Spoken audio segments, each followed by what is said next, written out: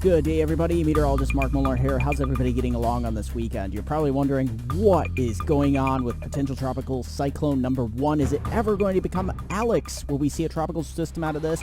Well, let's take a look at that and all more in this weekend edition of Weather Eastern. All right, so potential tropical cyclone 1. It feels like we've been talking about this forever.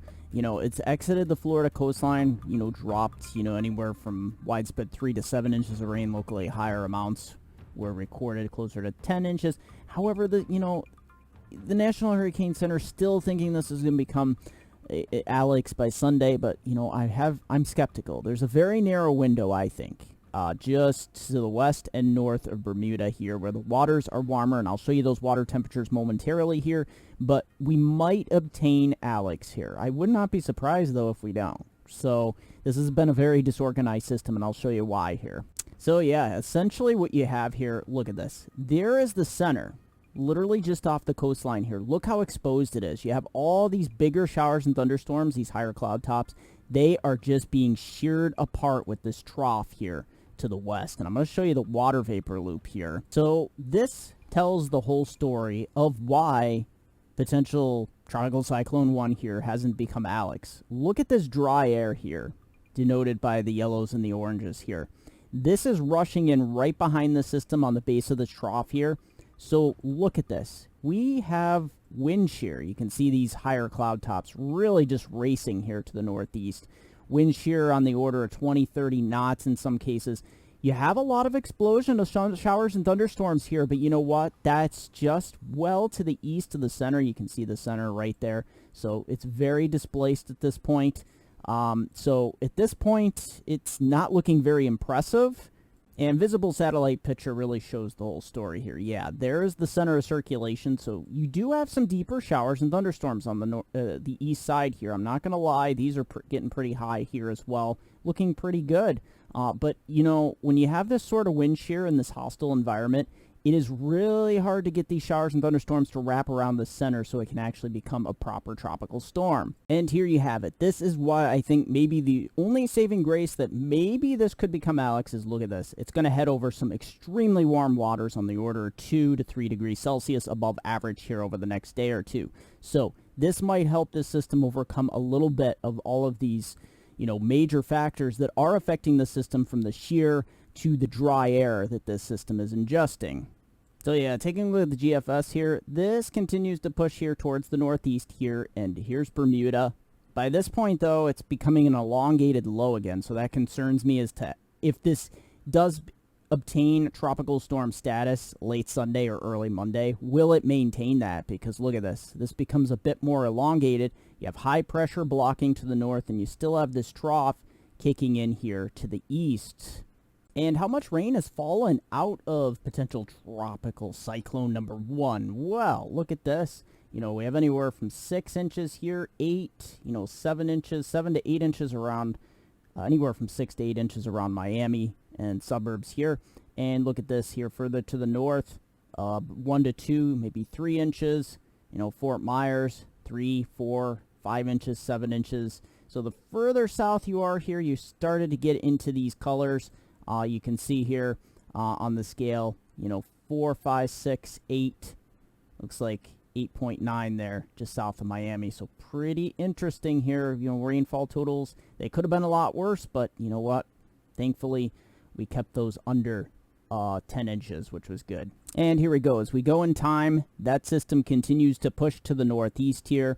As you can see, as we head towards Tuesday, becomes a very elongated low, very, very, very disorganized. It's literally being squished apart here by sheer dry air to the north. You have high pressure to the east here helping steer it, and this low should help to push and accelerate the system towards the northeast as it gets caught up in the westerlies. You can see the next system coming across the eastern part of North America here. And you see out here, intertropical convergence zone remaining pretty far to the south, so we don't really have much to talk about there. All right, so here we go. Saturday evening, there is potential tropical cyclone number 1 with the Euro. So as we put this into motion, here is Bermuda. You can see it right in here. So take a look at this broad area of low pressure, looking like pretty much a comma at this point, Sunday morning, just after sunrise. So Really debatable whether this thing will actually become a named proper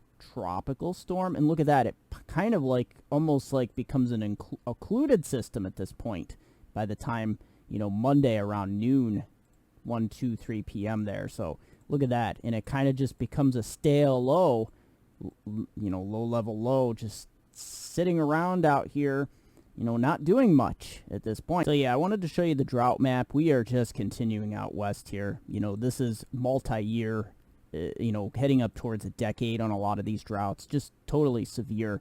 But I did want to focus here on parts of southern New England here. You can see, yeah, we're getting into a moderate drought here in parts of eastern Connecticut, Rhode Island, southeastern Massachusetts.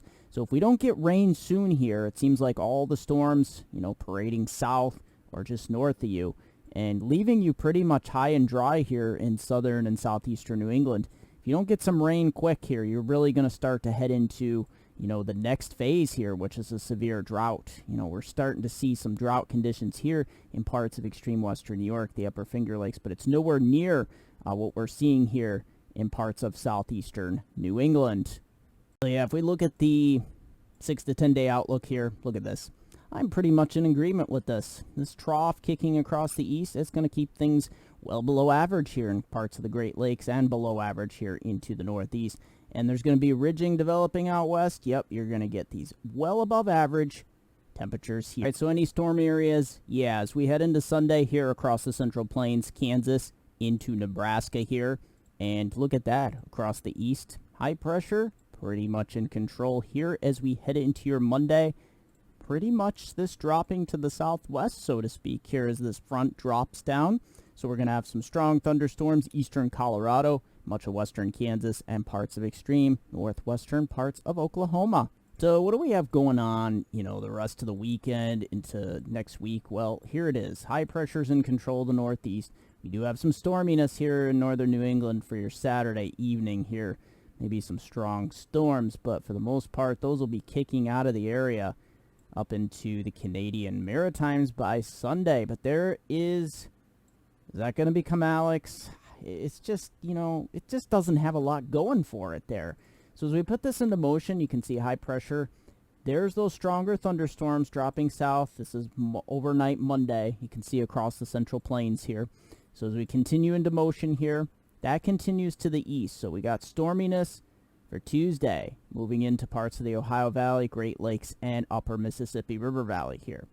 And there's what's left of that cyclone off the edge of the screen there. And as we continue to head into motion here, your bad day across the northeast looks to be Tuesday here. Take a look at this. You could have some lines of showers and thunderstorms. High pressure is retreating to the east here.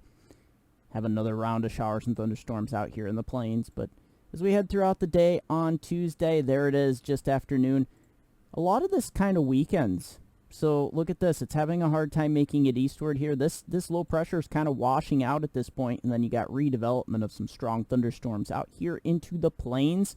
And look at this. As we head throughout the rest of the week, yeah, you do get some chances of showers and thunderstorms. We have kind of an upper level low here, and some showers and thunderstorms riding along it here at this point. But you know, for the most part, we don't see any major large-scale systems. And then look at this. For Thursday afternoon, you got some pop-up showers and thunderstorms here with the daytime heating as we get some instability. But those die down at night. But look at this.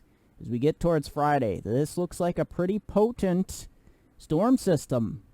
This looks like it could be very severe. And look at this. On the west coast, we have more storminess moving into the area. So yeah, looking pretty interesting across the east here. And look at that as we get towards next weekend, we get this big old low pressure, and look at this big old storminess. So we'll have to see what, oh yeah, that doesn't look very nice here. Look at that low pressure. It's kind of resembling a little bit of a nor'easter. Not very nice. So yeah, as we go throughout time, it's just a big old troughiness here across much of the Great Lakes, Northern Plains. We do get some ridging here by Tuesday, but look at that. There's that trough that's associated with what's left of Tropical Cyclone 1, if it does become Alex at that point. But look at this. As we head throughout the rest of the week, there is a pronounced trough here. across the Northeast and the Great Lakes. So it's going to keep things cooler than average and stormier. And look at that. That reinforces next week here. This is not good news if you want some good June weather. It is good news if you like some temperate temperatures, but look at this. This is just a big old yuck here for June. And look at this, warming up here with some ridging back to the west here. As we put this into motion, look at this. Next, it's Tuesday, June 14th. We get another trough riding to the east here. And my extended outlook for my upper Susquehanna River Valley. All my localized weather fanatics here in from Binghamton to Wilkes-Barre, Scranton. Take a look Sunday through Thursday here. Sunny skies for your Sunday, heading up towards a nice 80 degrees. Look at that. Nice sleeping weather to start off your Sunday, though, down to 40 in those normally colder valleys. And a Monday, look at that, 85 degrees. You'll have some morning clouds burning off to mostly sunny skies in the afternoon, mid-80s. But look at that. By Tuesday, we have the next front moving in. It will be washing out, so I don't think we'll see any more than a quarter to a third of an inch, but up towards 75 degrees with a little bit more humid into Wednesday as well. Maybe a stray shower around 79 degrees. And look at that. Lows in the 50s, 74 for your Thursday, another chance of showers. As always, I want to thank you for joining me for this edition of Weather Eastern. Don't forget, if you haven't watched it already, my Hurricane 2022 Outlook and a link in the description down below. As always, go over to my Facebook pages, Hurricane Season. You can visit me at Hurricane Northeastern. Also, if you're into my very localized weather in the upper Susquehanna Valley of northeast Pennsylvania and upstate New York, Susquehanna Weather. Also at MediaMark. Also Weather Northeastern. And you can visit me on Twitter at Weather Eastern. MediaMark.com, WeatherNortheastern.com.